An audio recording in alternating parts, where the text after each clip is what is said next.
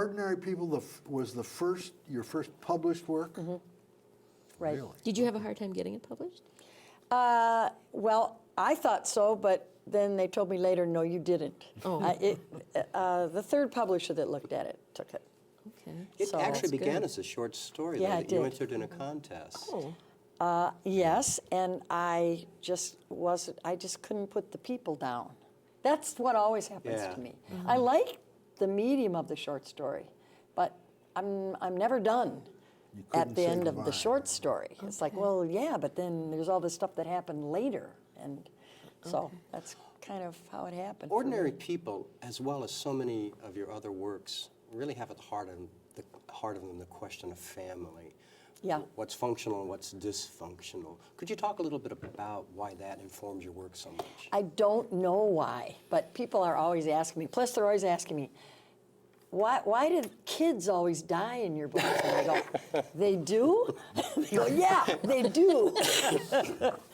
Well, you know, it's what I really care about personally. It's my main interest is why people do the things they do, why they don't do something else, what motivates people, I mean, it's all I care about in my real life, too. Sure. So it's all, when I first started writing, I think I thought, well, I got to get these things out of my system, and then I'll write about what I really want to write about. And Which after, was? Oh, just like divorce and death in a family, and how people relate, how families relate to one another, and the dynamic of a family group, and how when one person leaves that family group, everybody else has to change because the dynamic has changed. You know, I don't know, you've all read Ordinary People. I remember reading it, it was long before I ever met you. And my reaction to that book was, I was so curious about the author who had the guts to write that woman character. Oh. That took courage because it was so honest, I thought. Well, thank you, Ellen. Yeah. It's a really nice compliment. I'm sure you've had other people say that to you, though. Yeah, I have. Yeah. And I've had a lot of people say that they hated her. Well, yeah. And In part. I didn't Sure. hate her. No, you couldn't. No, I didn't hate her. And I always feel like that's, you know how poets always say, poems are never finished, they are merely abandoned in despair. Yeah. And I abandoned her in despair. I did all that I could do with her. But she was so real that, And for me. And she is so compelling, maybe in that abandonment. You don't explain her necessarily. No, No, I don't. No, you don't. And I think the more I write, I'm getting more to a place where I think, you know, who explains life to you? Yeah, right. Life is very mysterious. That's right. So it's okay if there are mysterious people in Mm-hmm. novels too. And holes. Well, the husband's understandable. The son is understandable. She's just wildly, you know, she's sort of not somebody you expect to have in a book. I think she made that book so real and so compelling. Wow. You couldn't look away from her, to me. I think you're right. Yeah. I want to that's- move on to another that's compelling nice. story. A few years ago, it was published in 2004, I believe, The Tarnished Eye, Oh yeah. which was just a phenomenal work that is a work of fiction, but has at its heart a lot of truth, a very real event. Yeah, it was a true story. Could you tell us about that? How that? Yeah, I want to know Yeah. how that came to be. You know what I love about The Tarnished Eye is that that's how I met all you guys. I mean, truly, it is. I never knew any mystery writers in this town until Oh, that's cool. I wrote that book, and then all of a sudden you guys like came out of the woodwork. Well, you and I were up for the Minnesota Book Award that same Right, year, yeah. and we did a lot of stuff together. You were a Yeah. hoot. Yeah. You are a hoot. Yeah, I was going we to say had lots it's of not fun. dead yet. Would you tell us about that? Well, that was a story. It actually happened. It's going on 40 years now when this murder happened. And I was living in Detroit at the time, and it happened in northern Michigan in this gorgeous place where you just couldn't imagine anything like that happening. The name of the town actually was Good Heart. And I mean, it was in all the papers, and they were, you know, they spent a lot of time trying to find, and they never did. They never solved it. It's never been solved. And I remembered it. I was fascinated by it, and then, I don't know, maybe like 10 years or so ago, I just thought, I got to write about this, and I think I'll try to solve it. And that was the most fun, was creating this detective who was smarter than all those city detectives and a really good guy, and he had this life. He had a very complicated family life, and I kind of fell in love with him. And so then I wrote another novel about him, which I can't get published. Is that the one? Really? Yeah, White in the Moon, yeah. Yeah, my agents had it for over a year. She can't sell The it. publisher that you, I want to go back.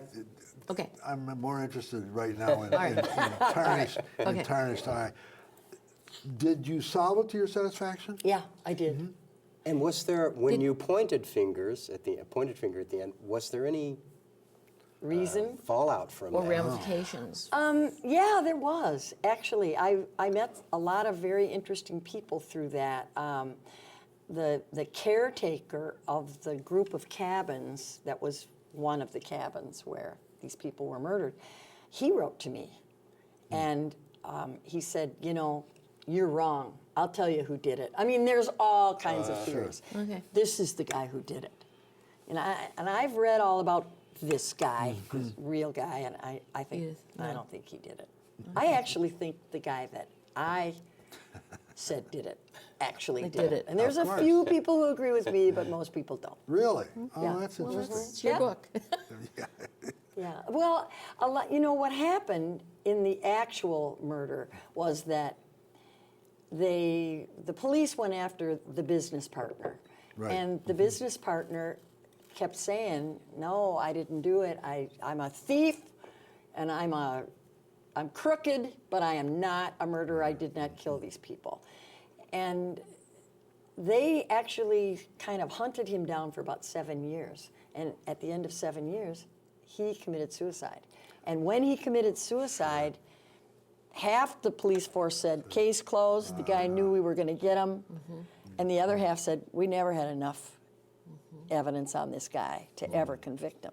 And that's where it stands to this day. In the book that you've written with the same protagonist, I mean, the white, what is it? The white, the one that's sea. the ad- Yeah, White in the Moon. White in the Moon. Are you using another unsolved murder in that No, one? no, this one I'm making up. Oh, okay. It's a lot harder, Okay. Yeah.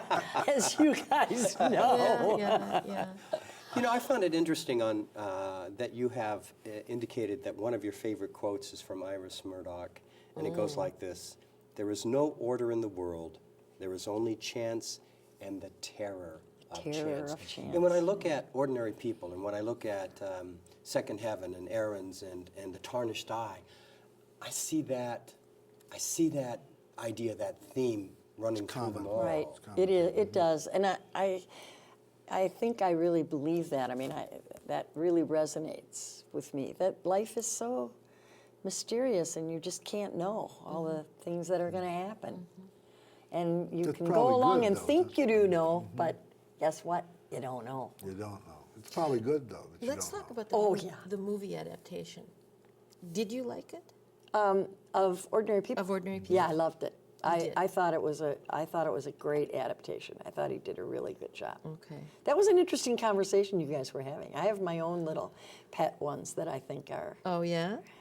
So what May are we they? ask? Well, one of them that I saw a long time ago was called The Cane Mutiny. Oh, Yo. And I thought it was a very good adaptation, although it was a lot about the mutiny and less about the trial. court-martial, yeah. But I read the book and I saw the movie and I thought they were both really good. The problem with that is you simply can't put everything that's In a book. into a movie. Right. And a lot of times you have to kind of, like with Cider House Rules, Right. that I also thought was very good.